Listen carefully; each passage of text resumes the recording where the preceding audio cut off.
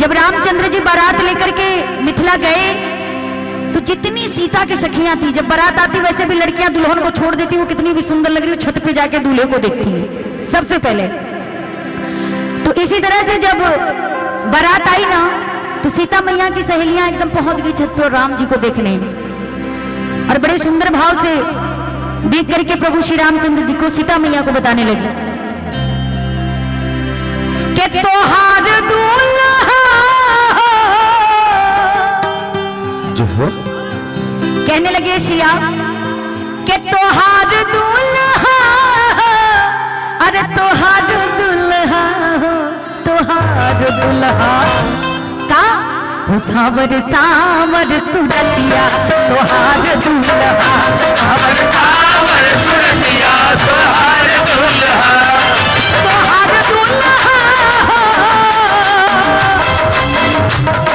तोहार दूल्हा हो, तोहार दूल्हा हो, तोहार दूल्हा। हमार ना तोहार अभी मार बिया ना बोलवा के सावर सावर सुरतिया, तोहार दूल्हा, सावर सावर सुरतिया, तोहार दूल्हा,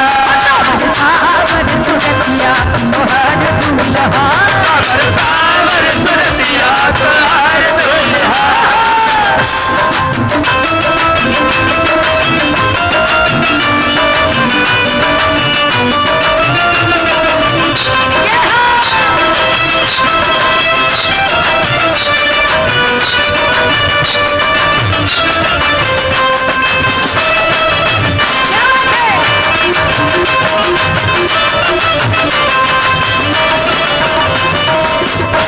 केहू हाथी चढ़ल, केहू घोड़ा चढ़ल,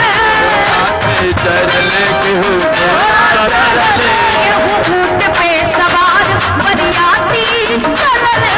ऊंट पे सवार बरियाती चढ़ल, केहू हाथी चढ़ल, केहू घोड़ा चढ़ल,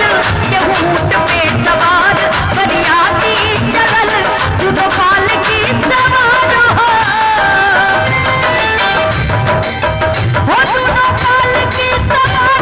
कुमार दूल्हा हो, कुमार दूल्हा। जय जय श्री राम, जय जय श्री राम हो, दोनों पालकी सवार सुकुमार दूल्हा हो, अरे तोहार दूल्हा का सावर सावर सुरतिया, तोहार दूल्हा, सावर सावर सुरतिया, तोहार दूल्हा, तोहार दूल्हा। लेकिन सिया जी तो घूंघट में है ना, तो राम जी की तरफ से एक बात है क्या, घूंघट की याद से दिल भर का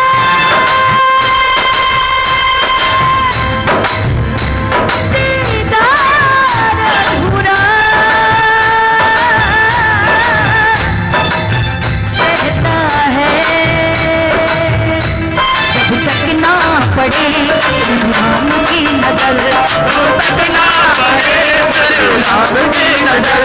सिंगार अधूरा रहता है, घूंघट के याद से दिल भर का।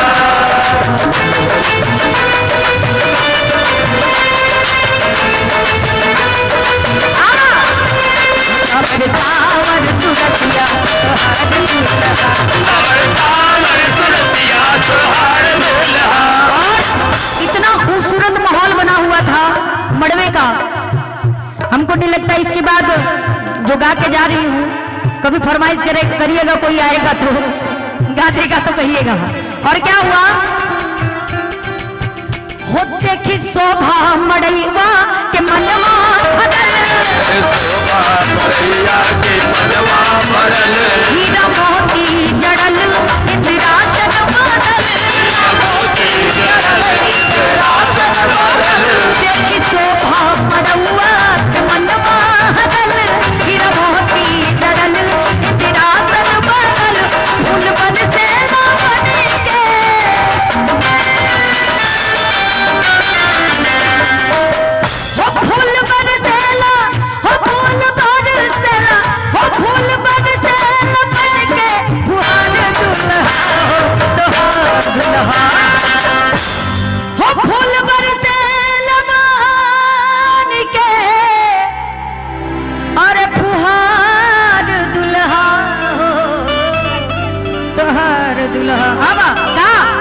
सावर सावर सूरतिया तोहार